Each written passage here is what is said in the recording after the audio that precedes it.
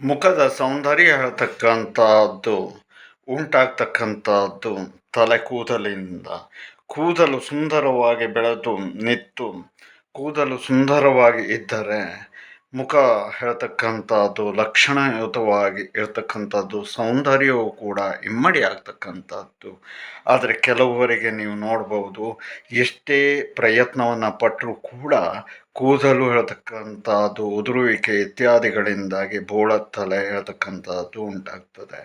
ಅದಕ್ಕೆ ಮುಖ್ಯವಾದಂತಹ ಕಾರಣ ಈಗಿನವರಲ್ಲಿ ತುಂಬ ಜಾಸ್ತಿಯಾಗಿ ಕಂಡು ಬರ್ತಕ್ಕಂಥದ್ದು ಕಾರಣ ಕೆಲವಷ್ಟು ಕೆಮಿಕಲ್ಸ್ಗಳನ್ನು ಉಂಟಾದಂತಹ ನೀರನ್ನು ಬಳಸುವುದರಿಂದ, ಅದರಲ್ಲೂ ವಿಶೇಷವಾಗಿ ಬ್ಲೀಚಿಂಗ್ ಪೌಡ್ರ್ ಇತ್ಯಾದಿ ಆದಂತಹ ಶುದ್ಧತೆಗೋಸ್ಕರವಾಗಿ ಹಾಕ್ತಕ್ಕಂಥ ನೀರಿನಿಂದಾಗಿ, ಕೆಮಿಕಲ್ಸಿನಿಂದಾಗಿ ತಲೆ ಕೂದಲು ಉದುರುವಿಕೆ ಹೇಳ್ತಕ್ಕಂಥದ್ದು ಅತಿಯಾಗ್ತದೆ.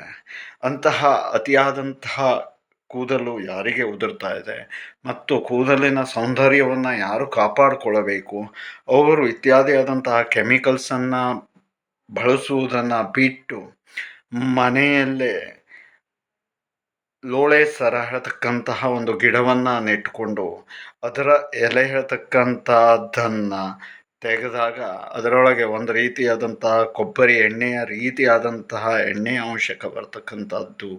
ಆ ಎಣ್ಣೆಯನ್ನು ತೆಗೆದುಕೊಂಡು ತದನಂತರದಲ್ಲಿ ಕೊಬ್ಬರಿ ಎಣ್ಣೆಯನ್ನು ಕೂಡ ಸಮ ಪ್ರಮಾಣವಾಗಿ ಮಿಶ್ರಣವನ್ನು ಮಾಡಿ ಪ್ರತಿನಿತ್ಯ ತಲೆಗೆ ಹಾಕ್ಕೊಳ್ತಾ ಬರುವುದರಿಂದ ತಲೆ ಕೂದಲು 6-8 ತಿಂಗಳಿನಲ್ಲೇ ಬೆಳೆಯುತ್ತದೆ. ಮತ್ತು ಅಷ್ಟೇ ಅಲ್ಲದೆ ಬೋಳುತ್ತಲೆ ಇರ್ತಕ್ಕಂಥವರಿಗೂ ಕೂಡ ಕೂದಲು ಉಂಟಾಗ್ತಕ್ಕಂಥದ್ದು ಮತ್ತು ಕೂದಲು ಇರ್ತಕ್ಕಂಥವರಿಗೆ ಉದುರುವ ಸಮಸ್ಯೆ ಕಡಿಮೆ ಆಗ್ತದೆ.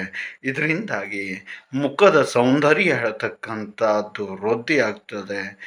ನೀವೆಲ್ಲ ಮಾಡಿ ಅನುಕೂಲವನ್ನು ಪಡೆಯಿರಿ.